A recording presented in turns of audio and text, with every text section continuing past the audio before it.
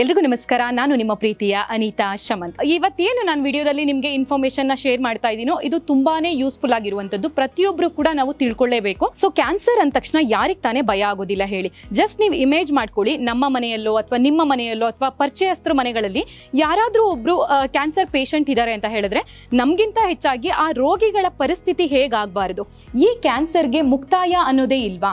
So ಇದೇ ತರ ನಾವು ಭಯದಿಂದ ಜೀವನವನ್ನ ಸಾಗಿಸ್ಬೇಕಾ? ಅಂದ್ರೆ ನಮ್ಮ ಸಾವಿಗೆ ಇನ್ನೇನ್ ದಿನಾಂಕ ಹತ್ರ ಬರ್ತಾ ಇದೆ ಅಂತ ಹೇಳಿ ನೀವು ಭಯ ಪಡ್ಬೇಕಾ? ಖಂಡಿತವಾಗ್ಲೂ ಇಲ್ಲ. ಇದಕ್ಕೆಲ್ಲ ಕೂಡ ಒಂದು ಪರಿಹಾರ ಇದೆ, ಅದನ್ನ ನಾನು ಇವಾಗ ತಿಳಿಸ್ಕೊಡ್ತೀನಿ. ಈ ಕ್ಯಾನ್ಸರ್ ಅನ್ನೋ ಮಾರಣಾಂತಿಕ ಕಾಯಿಲೆಯನ್ನ ಹೋಗ್ಲಾಡಿಸ್ಬೇಕು ನಾವು. ಅದಕ್ಕೆ ಒಂದು ಬೆಸ್ಟ್ ಆಪ್ಷನ್ ಅಂತ ಹೇಳಿದ್ರೆ ಇದೇ ಪುನರ್ಜನ್ ಆಯುರ್ವೇದ ಹಾಸ್ಪಿಟಲ್, ಬ್ಯಾಂಗ್ಳೂರ್ ಜಯನಗರಲ್ಲಿ ಇದೆ, ಮರಿಬೇಡಿ. ಓಕೆನಾ? ನಾನು ಯೂಟ್ಯೂಬ್ ಅಲ್ಲಿ ನಿಮ್ ತರನೇ ನಾನು ಕೂಡ ವಿಡಿಯೋನ ನೋಡ್ತಾ ಇರ್ತೀನಿ. ಜಸ್ಟ್ ಸ್ಕ್ರಾಲ್ ಮಾಡ್ಬೇಕಾದ್ರೆ ಒಂದು ಅಜ್ಜಿ ಈ ಒಂದು ಹಾಸ್ಪಿಟಲ್ ಬಗ್ಗೆ ರಿವ್ಯೂ ಕೊಟ್ಟಿದ್ರು.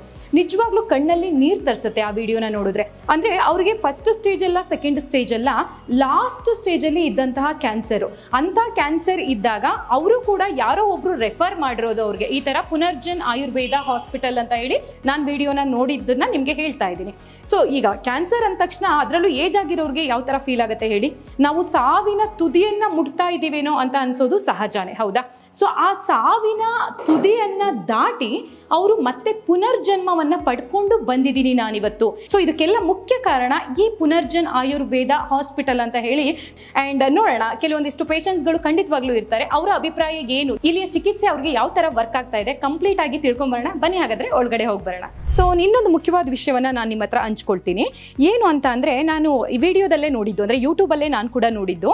ಸೊ ಕ್ಯಾನ್ಸರ್ ಇಂದ ಸಾವಿಲ್ಲ ಅಂತ ಹೇಳ್ಬಿಟ್ಟು ಒಬ್ರು ಸರ್ ಹೇಳ್ತಾ ಇದ್ರು. ನಿಜವಾಗ್ಲೂ ಅದೇಂಗ್ ಹೇಳ್ತಾರೆ, ಪದೇ ಪದೇ ವಿಡಿಯೋದಲ್ಲಿ ಅವ್ರು ಅದೇ ಹೇಳ್ತಾ ಇದ್ದಿದ್ದು. ನಿಜವಾಗ್ಲೂ ಅವ್ರ ಮಾತನ್ನು ಕೇಳ್ತಾ ಇದ್ದಾಗ wow, such A bold statement ಅಂತ ನನಗೂ ಕೂಡ ಅನ್ನಿಸ್ತಾ ಇತ್ತು. ಸೊ ಅದು ಯಾರು ಸರ್ ಅಂತ ಹೇಳ್ಬಿಟ್ಟು ನನಗೂ ಕೂಡ ಈ ಹಾಸ್ಪಿಟಲ್ಗೆ ಬಂದಾಗಲೇ ಗೊತ್ತಾಗಿದ್ದು.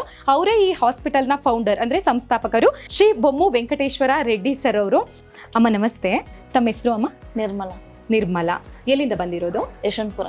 ಸೊ ನಿಮ್ಗೆ ಯಾವ ಸ್ಟೇಜ್ ಅಲ್ಲಿ ಇತ್ತು ಅಮ್ಮ ಕ್ಯಾನ್ಸರ್? 3ನೇ ಸ್ಟೇಜ್ ಅಲ್ಲಿ. 3rd ಸ್ಟೇಜ್ ಅಲ್ಲಿ ಇದ್ದಿದ್ದು ಕ್ಯಾನ್ಸರ್. ನಿಮ್ಗೆ ಹೇಗ್ ಗೊತ್ತಾಯ್ತು ಕ್ಯಾನ್ಸರ್ ಇದೆ ಅಂತ ಅನ್ಬಿಟ್ಟು? ಸ್ವಲ್ಪ ನೋವಿತ್ತು ಅಂತ ಹಾಸ್ಪಿಟ್ಲಿಗೆ ಹೋಗಿದ್ದೆ. ಅವಾಗ ಗಡ್ಡೆ ಇದೆ ಅಂತ ಗೊತ್ತಿರೋದಕ್ಕೆ ಸರ್ಜರಿ ಆಗಿ ಇದೇ ಫಸ್ಟ್ ಟೈಮ್ ಹಾಸ್ಪಿಟಲ್ ಇದೆ. ಫಸ್ಟ್ ಟೈಮ್ ಇಲ್ಲಿ ಬಂದಿರೋ. ಇದಕ್ಕೂ ಮುಂಚೆ ಎಲ್ಲಾದ್ರೂ ಬೇರೆ ಕಡೆ ತೋರಿಸಿದ್ರೆ ಹೇಗೆ? ಅಲ್ಲಿ ಏನ್ ಟ್ರೀಟ್ಮೆಂಟ್ ಕೊಟ್ಟಿದ್ರು ನಿಮ್ಗೆ? ಸರ್ಜರಿ ಫಸ್ಟ್ ಮಾಡಿದ್ರು, ಆಮೇಲೆ ಕೀಮೋ 8 ಇಂಜೆಕ್ಷನ್ ಕೀಮೋ ತಗೊಂಡ್ರಿ. ಟ್ರೀಟ್ಮೆಂಟ್ ತಗೊಂಡು ಲೇಸರ್ ಟ್ರೀಟ್ಮೆಂಟ್ ಮೊನ್ನೆ ಆಯ್ತು, ಒಂದು 15 ದಿನಕ್ಕೆ.